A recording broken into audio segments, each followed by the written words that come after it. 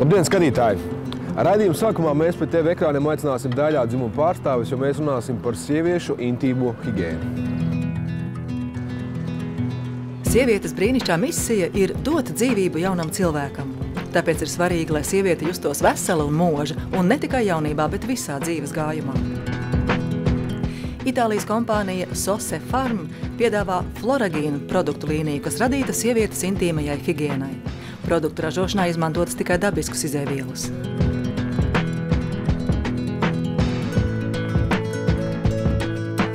Produktu līnijas galvenais uzdevums ir uzturēt un atjaunot maksts mikrofloru veselīgā fizioloģiskā stāvoklī. Tas notiek pateicoties produktu unikālajam sastāvam. Tie satur laktobakteriju lizātu, nevis svešās laktobaktērijas, kas nevienmēr labi sadara ar organismā jau esošo mikrofloru. Lizāti ir denaturizētu olbaltumvielu materiāls, kas iegūts laktobaktēriju lizēšanas rezultātā.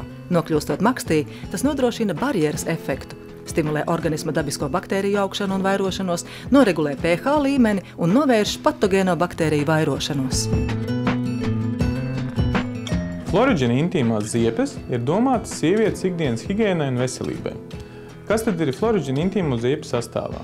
Sastāvā ir laktobakteriju lizāts un vītola vējmietiņš, kuram ir šī antibakteriālā iedarbība. Floragīna intīmās ziepes ir domātas gan pēc menstruāciju cikla, gan ikdienas higiēnā sievietei. Tāpat viņas novērš kairinājumu un uzlabo pH 4,5 un mikrofloras veselību. Mūsu iekšējā vide ir atkarīga no tā, kā mūsu organisms jūtās. Un visreālāk uz to reaģē mūsu maksts mikroflora. Tas ir tas, ko sabiedrība zina ar simbolu pH līmenis. Un šeit ir atkarīgs no daudziem faktoriem, kas nosaka šo pH līmeni makstī. Mēs nedrīkstam izslēgt arī to, ka uzturs ikdienā var mainīt šo te pH līmeni makstī. Personīgās higiēnas līdzekļi, bieži apmeklējot ūdens tilpnes, mēs varam izmainīt šo te pH līmeni.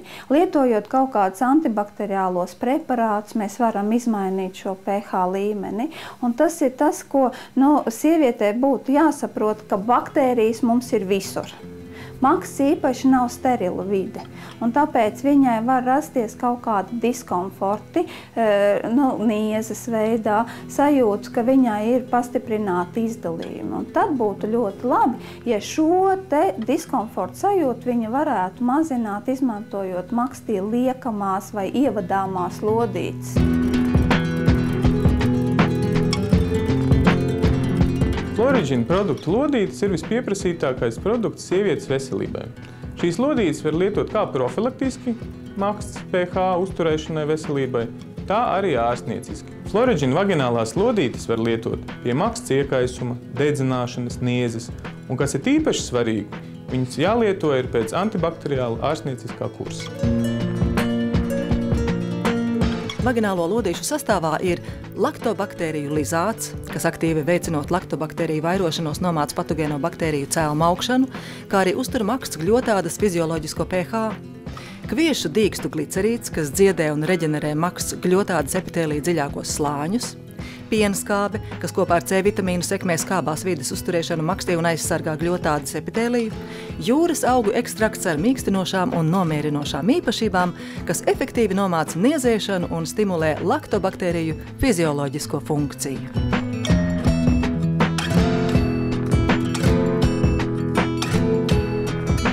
Bet turpinājumā par kādu ļoti nepatīkamu un es pat teiktu apgrūtinošu problēmu, kas ikdienā var piemeklēt tikai vienu no mums. Daudziem cilvēkiem ir nosliece uz vēdera aizcietējumu, un šīs izpausmes pavada viņus visu dzīvi. Citiem aizcietējumi ir gadījuma rakstura, taču arī tādos brīžos ir svarīgi, lai par rokai būtu palīgs. Speciālisti šādos gadījumos iesaka Itālijā ražotu produktu Pectiflor, kas ne tikai atrisinās problēmu, bet arī palīdzēs sakārtot zarnu mikrofloru. Tur ir, kā tagad saka, 3 vienā. Ir pienskābās baktērijas, bet šeit tās pienskābās baktērijas ir ieliktas tādās mikrokapsuliņās. Tās kapsuliņas pasargā un izšķīst tikai ārā kapsuliņas zarnās, un tad pieliek pie zarnu sieniņām pienskābās baktērijas un veic savu to labo uzdevumu, novērš uzpūšanos, vitamīns pat veido, bet bez tam vēl šī preparātā ir pektīnvielas, tās ir šķiedrvielas, un viņas ir ieliktas tādā apvalciņā, inulīnā, un viņas aiziet līdz zarnām, uzsūc šķidrumu, Un te viņas tā kā tāda slotiņa izslauka uz šīs zarniņas. Nu, un tad tur vēl pēdējais, kas ir šī preparātai Chromas. Viņš ir ieteicams kuģu zarnu trakta mikrofloras sakārtošanai, tam, kas ir cilvēkiem, kam ir aizcietējumi, un arī domāts grūtniecēm, sākot ar 3. grūtniecības mēnesi. Un labums ir arī tajā, ka pektifloru drīkst lietot arī pacienti, kas ir ar cukuru diabētu, jo sastāvā, kas ir chroms, kurš regulē cukuru līmeni asinīs. Ieteicams cilvēkiem gados, kuri saskaras ar aizcietējumiem. Tas būs arī neaizstājams un ātrs risinājums ceļojuma laikā. Ja ir liels grūtniecības laiks, tas puncīts jau nav liels tai sievietei, un bērniņam nav vietas, zarnas pilnas, gāzes spiež, un kādreiz ir tā, ka sieviete nokļūst slimnīcā, jo dzemde tonizējās, un beigās izrādās, kas par vainu vēdera izēja nav bijusi. Ja? Tas efekts ir labs. Es neesmu ķīmijs, es neesmu gastroenterologs, bet redzu, ka manām grūtniecēm tas labi iet. Pirms skatāmies nākošo sižetu, es jums vēlos skatītāji informēt un atvainoties, ka šī gada 23. janvārī sižetā par ustu bagātinātāju Angocel Plus ir sniegta neprecīza informācija. Tiek atsaukti sekojoši sižetā sniegtie apgalvojumi. Arī pie mums Latvijā pieejams viens no jaunākās paaudzes efektīvākajiem un onkoloģisko saslimšanu ārstēšanā iedarbīgākajiem uzturu bagātinātājiem šķidrais haizivs skrimšļu ekstrakts Angocel Plus. Haizivis neslimo ar onkoloģiskām saslimšanām, neslimo ar vēzi. Ir jāuzsver, ka Angocel Plus nav ārstēšanas līdzeklis un veids. Bet tagad mēs turpināsim skatīties un gribu piebilst, ka nākamais sižets ir precīzs un tajā izsniegta informācija ir patiesa.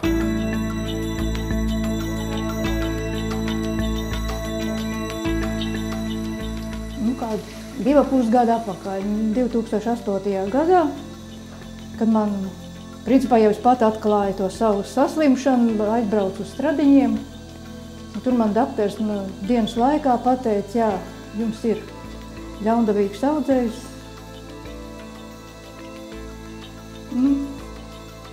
Šoks bija.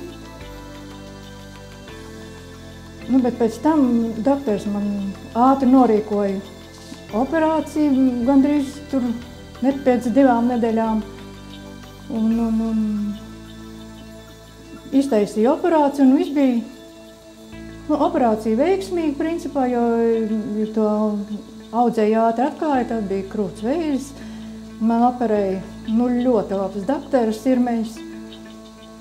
Es viņam par to esmu ļoti pateicīga. Onkoloģija ieņem 2. vietu stabila mirstības struktūrā Latvijas iedzīvotāju vidū. Tas ir arī ļoti liels saslimušo pacientu skaits, ik gadu ap 10 000. Protams, ir lielās lokalizācijas kā plaušvēzis, kas katru gadu dod 1000 jaunu pacientu, un faktiski lielākā daļa no tiem arī 1. gada laikā nomirst. Tāpatās tas ir krūtsvēža pacients, sievietes, kas ir arī apmēram 1000 ik gadu. No tām faktiski tā mirstības rādītāja ir ap 400 gadā. Vēzi ļoti bieži ārstē kompleksi, kur piedalās gan ķirurgs, gan staroterapeits, gan ķīmijterapeits. Protams, ka ķirurģiskās tehnoloģijas varbūt tik strauji neattīstās pēdējos gados, kā tas ir vērojams staroterapijā, kā tas ir vērojams jaunajos ķīmiju preparātos, kur ar vien tālāk tiek attīstīti šie te specifiskie medikamenti, kas ir vērsti pret specifiskiem faktoriem, ko izdala audzējs, lai samazinātu gan asinsvadu veidošanās ātrumu, gan arī, teiksim, audzēja izplatīšanās ātrumu. Tā kā faktiski analizējot šos te audzējus pēc operācijas ir jāpievērš ļoti daudz uzmanības arī jaunākajām molekulāri bioloģiskās zinātnes sasniegumiem. Sīkāk pētot, skatījās, no kā tā haizivs sastāv. Un, ja mūsu cilvēka ķermeņa masu skrīntlis veido apmēram 1%, tad haizivī 10% ķermeņa masas veido tieši skrīntlis. Kā tad skrīntlis var pasargāt no onkoloģijas? Kāds ir tas mehānisms? Ja mēs skrīntli skatāmies, viņā nav iekšā asinsvadu. Tas ir balts un asins nedrīkst būt skrīntlī, jo tad tas vairs nav skrīntlis.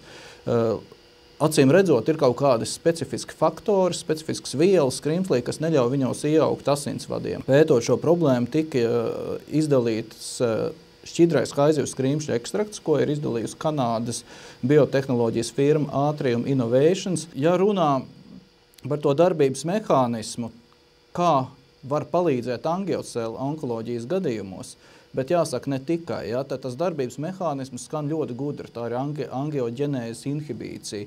Kas ir angioģenēze? Angioģenēze ir asinsvadu saaugšana. Patiesībā asinsvadu saaugšana ir normāls process, bet ir slimības, pie kurām šī angioģenēze jeb asinsvadu saaugšana var kaitēt. Populārākās ir reumatoīdais poliartrīts, psoriāze, mākulas deģenerācija. Visvairāk pētītāji ir tieši onkoloģija. Šajā bildē ir uzskatām redzams, ka audzēja šūnas, ļaundabīgās šūnas sāk vairoties un no sākuma ir kaut kāds šūnas sakopojums.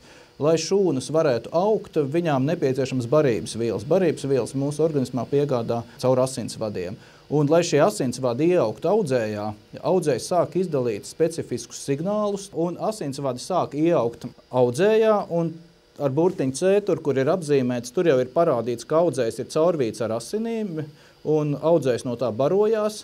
Caur šo asinsvadiem aizvadās projām arī toksīni, tā ir intoksikācija, cilvēks jūtās slikti, saindējies, bet visļaunākais ir, kā arī metastāzes šādi veidojas, ka pa asinsvadiem jaunas vēža šūnas aizplūst citur, un kad vēzis diseminējās, izplatās metastāzes, tad, protams, ka jau ir, var teikt, ka tālu attīstījies un arī izārstēšanās prognozes ir daudz sliktāks. Tas teorētiskais pamatojums ir, kāpēc vajadzētu šo angioģenēzi, jeb asinsvadu saaugšanu bloķēt, ir, lai nesaug asinsvadu. Un ja vēzī nesaug šie asinsvadi, tad viņam ir daudz grūtāk attīstīties un arī neveidojas metastāzes. Šo preparātu es sāku lietot, principā laikam pašu starošanas sākumā. Pirmā nedēļa, man liekas, vēl tā nebija, un pēc tam man dēls atnes, un tad es sāku lietot. Citiem, jā, diezgan smagi gāja.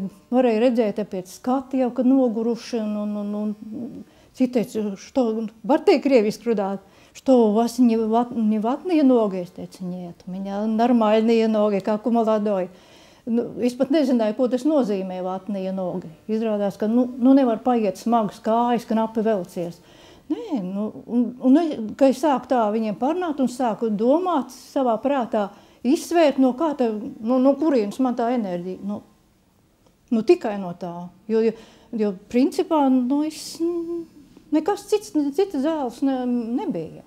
Šķidrais haizivju skrimšļa ekstrakts. Angiocel plus nekādā gadījumā nav monoterapija, ka tas būtu vienīgais ārstēšanas veids. Ja. Angiocel plus ir šķidro haizivju skrimšļa ekstrakts, kas ir iegūts speciālā procesā, ultrafiltrācijā, un kurš saglabā savu bioloģisko aktivitāti, kas ir 17 reizes augstāk salīdzinot ar pulverveida haizivju skrimšļa ekstraktu, kas arī ir nopērkama aptiekās. Un tas ir lietojams kā palīga līdzeklis parastajai terapijai, kas onkoloģiskajam pacientam ir nepieciešama. Lai sasniegtu pozitīvu iznākumu, liela nozīme ir arī tam, cik ātri audzējs tiek atklāts un kad cilvēks uzsāk ārstēšanos. Šī ir tāda ļoti svarīga līkne, kas parāda to, kāda var būt audzēja gaita, ja cilvēks sāk laicīgi ārstēties, jo ātrumā ir tas efekts, jo ātrāk, jo labāk. Un, ja audzējs sāk attīstīties, to atklāja, iedod ķīmijterapijas kursu, viņš tā kā noplok, samazinās ir emisija līdz nākamais sāsināšanās. Iespējams, ja, ka iedodot nākamreiz ķīmiju būs atkal remisija, bet nereti pēc otrā ķīmijterapijas kursa tā remisija nav tik izteikta. Ja mēs dodam angiocelu vēlā stadijā, diemžēl cilvēki sāk domāt tikai tad, kad viņiem ūdens smeļās mutē. Protams, ir kaut kāds efekts. Mēs varam izmērīt masu. Ja mēs mazliet ātrāk iedodam, efekts ir lielāks, bet vienalga tas ir mazs. Ja mēs iedodam uzreiz, paralēli sākam lietot, tad audzēja progresēšana ir ļoti tiek samazināta. Angiocel plus, tad, kad notiek aktīva cīņa ar audzēju, tad lietojams ir pa divām pudelītēm. Angiocels ir pudelītēs iekšā dienā, un lietojams ir tukšā dūšā vismaz pusstundu pirms ēšanas vai 2 stundas pēc ēšanas. Sakrat, attais un izdzer, neko atšķēdīt nevajag. Tāda zivs garša, un nevajadzētu lietot vienīgā kontraindikācija, kad cilvēkam nevajadzētu ir, ja cilvēks nepanes zivs olbaltumvielas. Par ilgumu, ja, tātad 2 pudelītes dienā, tad, kad notiek šie ķīmijterapijas kursi, kas nereti mēdz būt vairākas nedēļas katru dienu, tad, protams, ir jālieto intensīvi. Tāpat arī, kad staru terapijas kurs ir jālieto intensīvi. Tad, kad šī aktīvā cīņa ir beigusies un cilvēks ir uz kontroli, tad jālieto ir viena pudelīte ik pēc 2 vai pat ik pēc 3 dienām. Tā kā faktiski tad ar vienu paciņu pietiktu mēnesim. Parastā cena attiekās par Angiosel Plus ir starp 30 un 40 lati, tuvāk tiem 40 latiem, bet tagad ir akcija. Šajā mēnesī iegādājoties SIA Ecomed, oriģināla cena ir 29 lati. Pasūtīt varat pa tālruni 266 82 563 vai arī SIA Ecomed mājaslapā. Nākošā informācija noderēs tiem, kuriem ir problēmas ar barības sagramošanu. Atvilnis nozīmē to, ka no kuņģa šī skābe tiek pa barības vadu atmesta uz augšu. Un kādreiz tas atvilnis ir tik spēcīgs, ka pat šī skābe nonāk mutes dobumā. Un biežākā sūdzība ir šī dedzināšana pa barības vadu, dedzināšana mutes dobumā. Reizēm tas ir arī spiediena sajūta aiz krūšu kaula. Šim refluksa ezofagīta izpausmēm, refluksa slimībai, ir tendence palielināties.